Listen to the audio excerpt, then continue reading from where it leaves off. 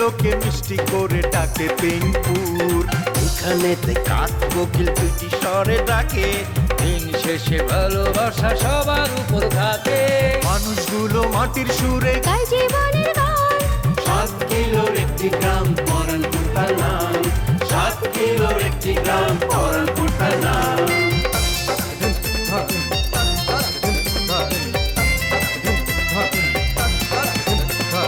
প্রেম নিয়ে হুড়োহুড়ি কেউ বা করে ছুটাছুটি, চলছে জীবন মোটামুটি, সম্পর্কেরই পিছাপিছি, দিন শেষে খাই মুড়ি। তবু তারা হাসি খুশি। প্রেম নিয়ে হুড়োহুড়ি কেউ বা করে ছুটাছুটি, চলছে জীবন মোটামুটি, সম্পর্কেরই পিছাপিছি, দিন শেষে খায় মুড়ি, তবু সবাই হাসি খুশি, গায় জীবনের গান। 7 কিলোর একটি গ্রাম পরানপুর তার নাম। 7 কিলোর একটি গ্রাম পরানপুর তার নাম।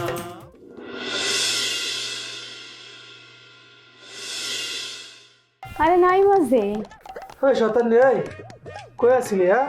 যদি নাই মানায় তো বলা ভাইটা বললাম বললে। আমার বাপের লেগে একটা পাত্রী দেখো না ঘটক। এই যে ঘটক, কি হইলো? দেন না খেলেন। তো জল্লা তোর তো এখন কোর্ট কাছারিতে দৌড়ানোর কথা, সেগুলা বাদ দিয়া তুই হেসারি খুলে হইছস, ভালোই লাগছে তো। কেসটা কি রে, হেসারি না হেসারির ভিতরে অন্য কিছু? নাইমা খাতুন বর্তমান ঠিকানা আমার বাড়িতেই, তুমি খালি প্রস্তাবটা নিয়ে যাও। নাইমা তোমার বাড়িতে? নাইমা তোমার বাড়িতে মানে? আরে ওরা উচ্ছেদ হওয়ার পর কোথায় যাইবো, থাকুনের কোনো জায়গা নাই, শেষে আমি আমার বাড়িতেই আশ্রয় দিছি। তাহলে প্রস্তাবটা কখন দেওয়া লাগবে? আইজে না 2-1 দিন পরে দিলে হইব? আরে না না, দেরি করা ঠিক হইব না, শুভ কাজ সবসময় তাড়াতাড়ি করতে হয়। তুমি আজ রাতেই আমার বাড়িতে যাইবা, তবে ওই সময় কিন্তু আমি সামনে সামনে থাকতে পারব না, কারণ আমার লজ্জা শরম একটু বেশি, আমি শরম পাই। বাপরে, আচ্ছা ঠিক আছে, প্রস্তাব দিমুনি। এই শোনো, হুম।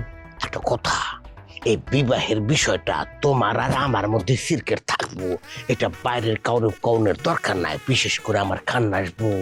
ওই শয়তানি যদি জানতে পারে আমি বিবাহ করতেছি, ডাইরেক্ট এসে আক্রমণ চালাইবো, আমার গলার মধ্যে পাল দিয়ে ধরবো। উচিত আসলে যাই হোক, তাহলে তুমি ভালো একটা ইংলিশ কইছো, সিরকেট রাখবো তাইলে না? আচ্ছা আমি সিরকেট রাখবো না, এখন আমি যাই। হ্যাঁ, যাও। ওরে জোড়া ঘটকের কথা শুই না, তোমরা যারা যারা করবা বিয়া, মুরব্বীরা কইব সবাই নো চিন্তা নো টেনশন, পাইবা জীবনে দারুণ একটা পোলা। বৎস সিরিয়াসের মা, আল্লাহর অশেষ দয়া, আল্লাহর রহমত হয়েছে দেখা সব বিপদ আপদ থেকে আল্লাহ রক্ষা করছে। এই চেইন গলায় দিয়া অ্যাডভার্টাইজ করা তোমার মায়া শেষ হয়েছে তো? কিরে, তোর অ্যাডভার্টাইজ করা শেষ হয়েছে তো? আর এই চেইন গলায় দিয়ে বাইরবি না তো? আর কইতে আব্বা, চেন তো সারাদিন গলায় থাকে ঠিক আছে, কিন্তু রাতের বেলা তো তুমি জামাই লইই যায়। জামাই কিন্তু সিস্টেমটা ভালো করছে, বুদ্ধি আছে পাগলা। মায়ের গলায় যদি এই রাইতে বেলা চেনটা থাকতো, তাহলে সারা রাত খালি টেনশনে আর টেনশন। কথা তুমি ঠিক বলছো। ও সিরিয়াসের বাপ, একটা জিনিস খেয়াল করছেন? কি? আমাকে জামাই কিন্তু আমাকে সংসারের মঙ্গল চায়, আর না হইলে আমাকে সিরিয়াস রে বাইর করানোর লেগে এমন তোড়জোড় করে। মাটির মানুষ, সোনার মানুষ, একটা জিনিস তুমি চিন্তা করে দেখছো, এত বছর পর দেখা, তারপরেও সিরিয়াস সে বুকে টেনে নিছে। আমি হলে কি করতাম? লাথি মারতাম পাশামন। বোঝেন না কে, ছোটবেলার বন্ধু একেবারে ল্যাংটা কিনলে বন্ধু না, এই জন্য একজন আরেকজনের পিছনে লাগিয়ে থাকে। আরে সেইটা তো তোমার পোলা এখনো জিয়ে রাখছে। আর মাঝখান দিয়া এই নাই নাই এইগুলো সব গন্ডগোল লাগাইছে। গরো নাকি? কি রে লিখসারি, তুই কি করতেছিস মোবাইলে? আব্বা, উটের মাংসর রেসিপি দেখতেছি ইউটিউবে। আরে তোমাকে জামাই রে কালকে কসম দিতে হইব না, তো উটের মাংস সারা জীবনই খাইছি বিদেশে থাকাকালীন। আমি ভাবতেছি উটের মাংস দিয়া নতুন কোন রেসিপি হারে খাওয়ানো যায় কিনা। আবার একটা কাজ করবা, কালকে তুমি আমারে উটের কলিজাই না দিবা, দেখি উটের কলিজা দিয়া সুন্দর করে একটা ভুনা তরকারি রান্না খাওয়াবো। হাসেন না, মায়ের কইরা আছে দেখেন কত বড় কইজা, কত বড় একটা সিরিয়াস কাম করতে যাইতেছে। আরে উঠ বুনা চারটেখানি কথা। ওই যে নবাব সাহেব আসছেন, শোনেন সরুজ বলছে আপনার দোকানদারি করতে, এই বাদান্নাগিরি কইরা আর চলবো না, এখন জীবনটা নিয়ে একটু সিরিয়াস ভাবেন। পাগলে কি কয় আমা? হ্যাঁ, আরে আমার নামই তো সিরিয়াস, আর দোকানদারি মানে কি? এই ফোন সুরজ আমারে কইছে আম্মা টু শোনেন ওই সুমন্যারা দোকান ছেড়ে দিতেছে, ওই দোকানটারে সিরিয়াসে লইতে কন, ব্যবসা বাণিজ্য শুরু করতে কন, আমি দেখমুনে।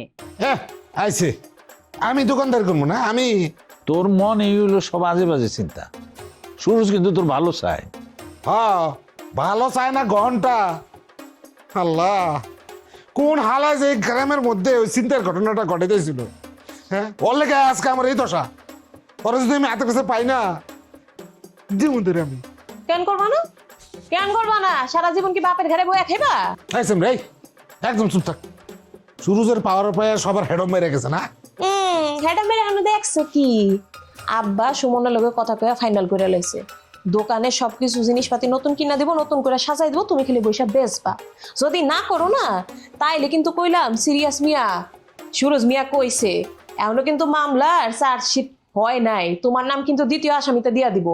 জানি তো আমি। সুরজ এখন ওই যে আমার মুদি দোকানে বসাইতে যেতেছে, কয়দিন পরে ওই চুল কাটনের দোকানে বসাইবো। আমি মানুষের ধরে ধরে বকলতেছুম, আর ওই দূর থেকে আমার দেখে দেয় বকল বাজাইবো। ওরা যদি আমি হাতের কাছে পাই না, ওরা যদি হাতের কাছে পাই, বিশ্বাস করবো আমি একটু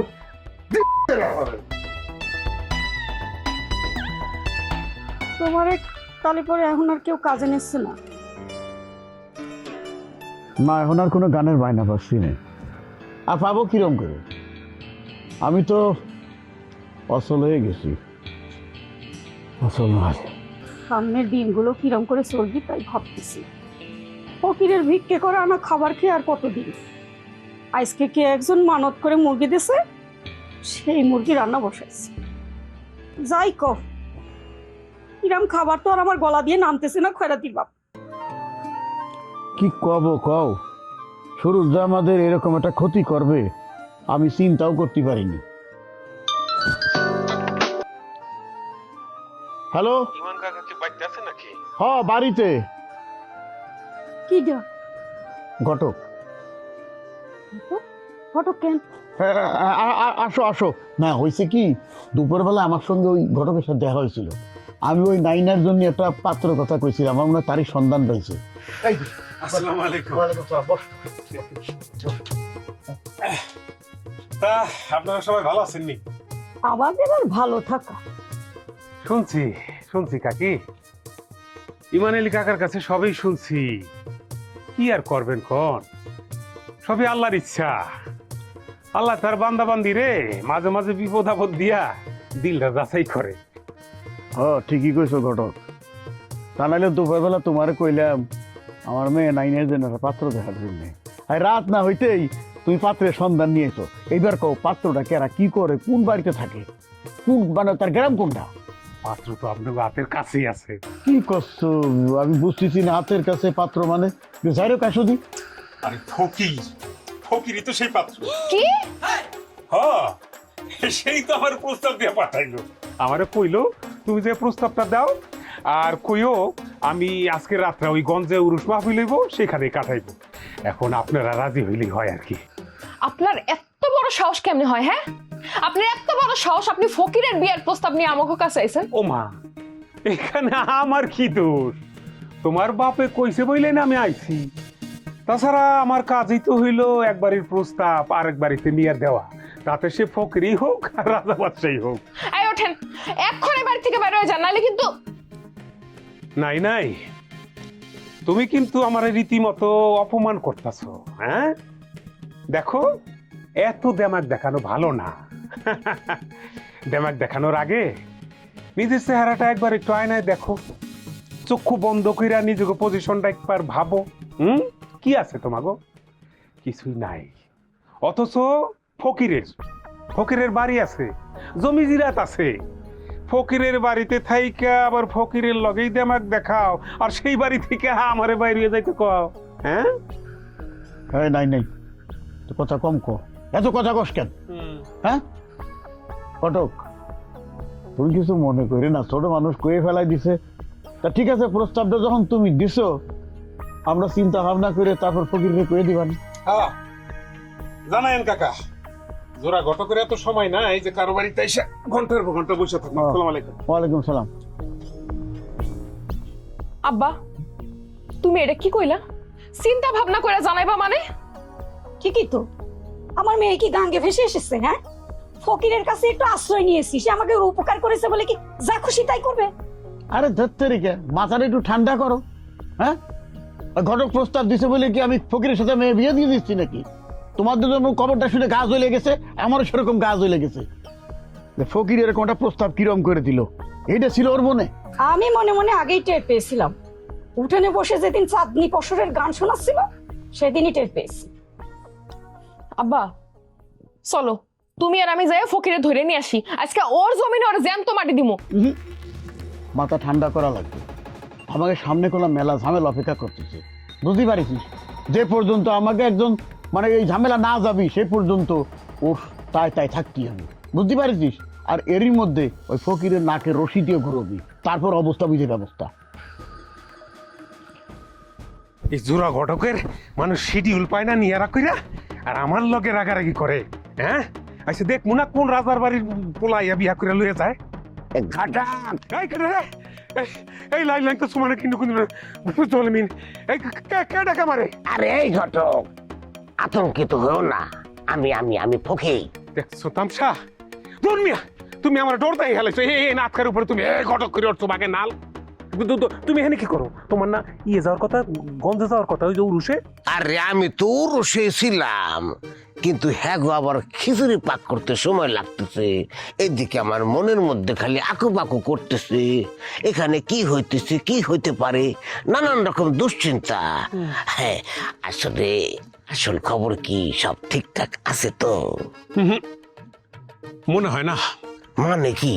আরে মানে কি, আমি গেছি প্রস্তাব দেওয়ার লগে লগে নাইমা, হ্যাঁ নাইমা তেলে বাগনে জ্বলে উঠছে, আমার রীতিমতো অপমান করে তোমার বাড়িতে তুমি বাইর করছে। কয় বাইর বাইর, এই মুহূর্তে বাড়িতে তুমি বাইর। আমার বাড়ির থেকে তোমারে কব বাইরা? ওই নাই মানে এত সাহস? আর ইমন আলী কাকা এ কি কয়, তার মতামত কি, সে কিছু বলে নাই? তারা একটু পজিটিভ। কাকায় কইলো যে বড় কিছু সময় দাও, আমরা একটু বুঝা লই, তারপর ফকিরের কাছে পরে জানাই দেব। না না না, এটা ঠিক আছে, বিয়া শাদের বিষয় একটু সময় নিয়ে চিন্তা ভাবনা কইরা সিদ্ধান্ত নিলেই ভালো ভালো।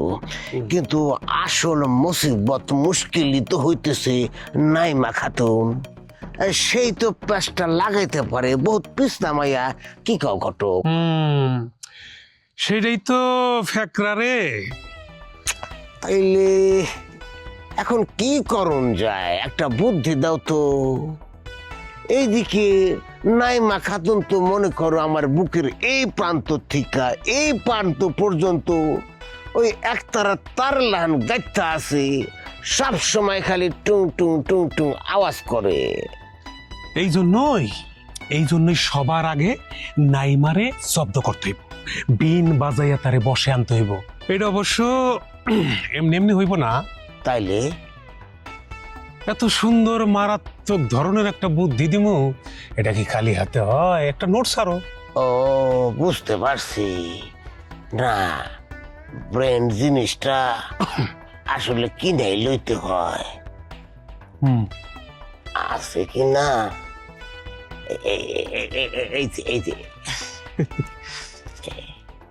এইবার কও, বুদ্ধিটা দাও। আচ্ছা তুমি আমারে কও, তুমি তো করে আশ্রয় দিছো, এখন খাবার দাবারের ব্যবস্থাটা কে করে? আমি তো জানি যে কাকায় তো কোনো কাজই করতে পারে না। ওইদিকে আবার ওই যে খয়রাতির কোনো খোঁজ খবরই নাই, খায় কইতুন? আসলে খানদানের ব্যবস্থা তো আমারই গরম লাগে, আমাকে বাড়িতে আইছে না। ওই যে ভোতে ওরসে মানুষের বাড়ি ঘর থেকে যাই পাই আইনা খাওয়াই।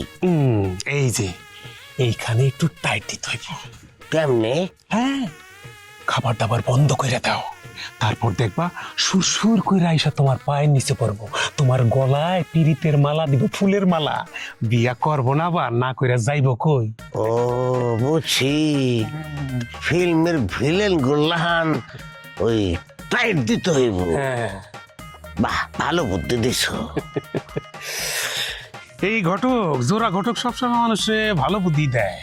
আমি তাইলে যাই, ভালো মন্দ কি হয় জানাইবো। হ্যাঁ, আরে আমারও তো যাইতে দেব, এতক্ষণে মনে হয় খিচুড়ি পাক শেষ হয়েছে। এই যে খিচুড়ির কথা কইছো না, শোনো আমি তোমার কি বুদ্ধি দিছি। এই যে যাইবা, পেটটা বইরা খিচুড়ি খেয়ে খবরদার কারো লিগে পোটলার মধ্যে যদি আনছো তাহলে কিন্তু প্ল্যান নষ্ট হয়ে যাবে, ঠিক আছে? না না না, আমি তাহলে ঠিক আছি। খাওন দাম যা পাবো এখন থেকে আমি একা একাই খামো, তারপরে না খাওয়াই একটা টাইট দেবো। তাইলে তোমার পায়ের নিচে বাবা আমি গেলাম। হ্যাঁ, ভালো মতো জানাই কিন্তু। আল্লাহু আল্লাহু আল্লাহ।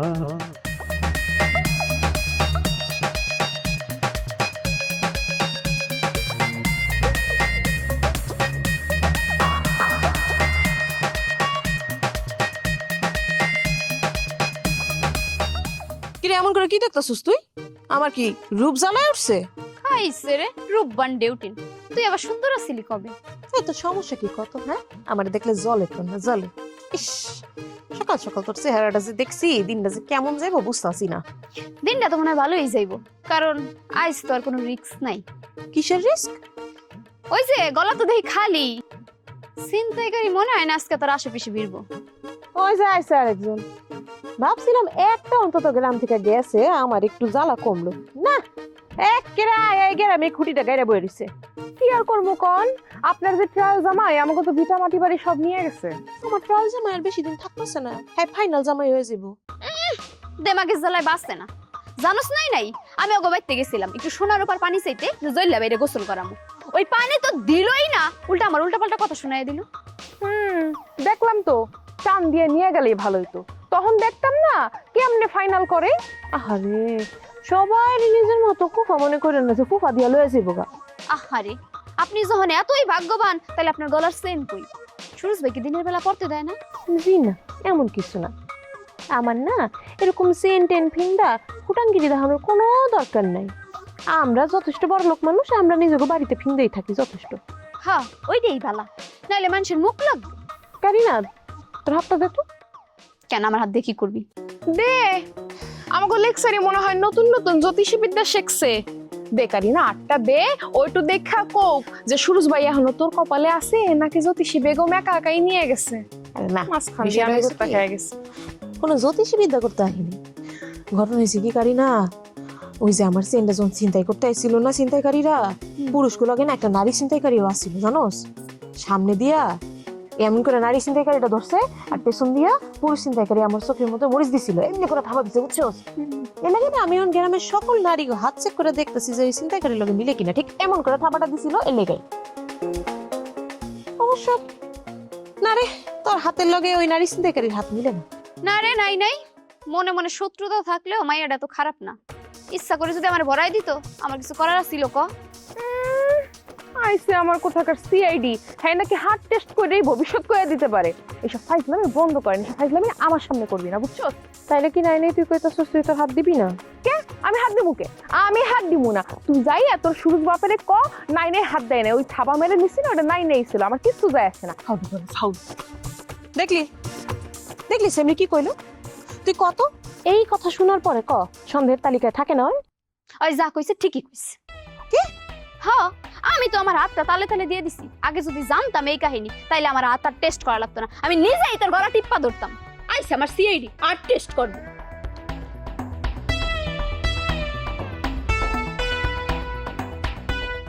সাপের বিষ কাটিলে নামে প্রেমের বিশ্বে উজান এই জানলা কি রে, তুই ওদিকে কই যাইতেছস? সামনে যাই, কোন অসুবিধা? আরে ওদিকে যাইস না, কেরফা লাগছে। কি কারফা লাগছে? দারোগা এসে কিন করে করতে? জি না, কাছে বড়টা আইছে সিআইডি। কসকি সিআইডি এ পড়ছে? আরে হ, আমাকে লেকচারি, সে তো এখন গোয়েন্দাগিরি করতে নামছে। লেকচারি? ওর মাথায় আছে গোবর, ও করবো গোয়েন্দাগিরি, হ্যাঁ? আর ওর ডরাইছিস তুই? ভাই আর কইস না, আমার লগে আর কারিনার লগে দেখা হইছে। ও কইলো ও নাকি কোন নারীর হাতের অস্তিত্ব টের পাইছে। ও পরে কি করছে জানোস? কারিনার হাতটা লইয়া নিজের গলার উপরে রাখছে। তারপর তারপর আর কি, ও তো সবার হাতই নাকি এমনি টেস্ট করতেছে, আমারও কইছে আমার হাত ওর গলার উপরে রাখতে। ওর গলা চিপা ধরলি না গেলে গা? জনগণের মতো ওর গোয়েন্দাগিরি বুঝাই দিতি, ওর গলায় ধরছিলি? আরে না, মাথা নষ্ট কোন যায় না। ওর লগে ইন্টেলিজেন্সের টিম ছিল, কি সব কায়দা কানুন শিখাই দিছে। আমিও মনে কর উল্টা ফাপড় নিয়ে হন্দে চলে গেছি, কইছি হাত আমারই ছিল, যাইয়া তো সুরজ বাপরে ক। একদম উচিত কাম করছিস। এখন কো আমি সামনে গেলে অসুবিধা নেই। অসুবিধা হইতাছে ও যদি তোর হাত ফিঙ্গার টের পাইয়া যায়। আরে দূর, মরিচের কুড়ার গন্ধ কি এখন হাতে লেগে রয়েছে নাকি? জোটের পেয়ে যাবো। এগুলো তো ফাপড় ফাপড়, শুরু যাচ্ছে না সব ওর ফাপড়, বাদ দেগুলা। এই কই যাস? ফকির কি করছে জানো? ওই ঘটক দিয়ে আমার বাপ মার কাছে বিয়ের প্রস্তাব পাঠাইছে। কি ফকির হার ভিতরে এত বড় সাহস? এর লেগেই তো কই ও আমার আজকে এত খোসা মারে কথা কয় কি লেগা?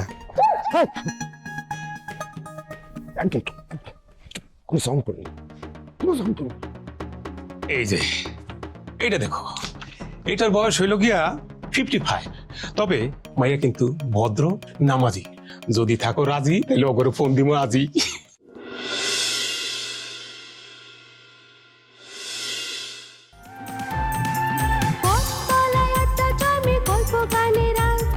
চোখের কোণে জল জমে তবু মুখে মার।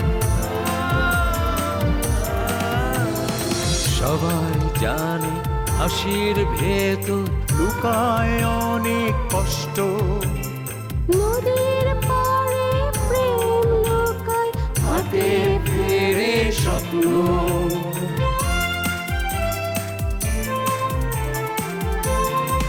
তবুও মানুষগুলো মাটির সুরে গায় জীবনের গান।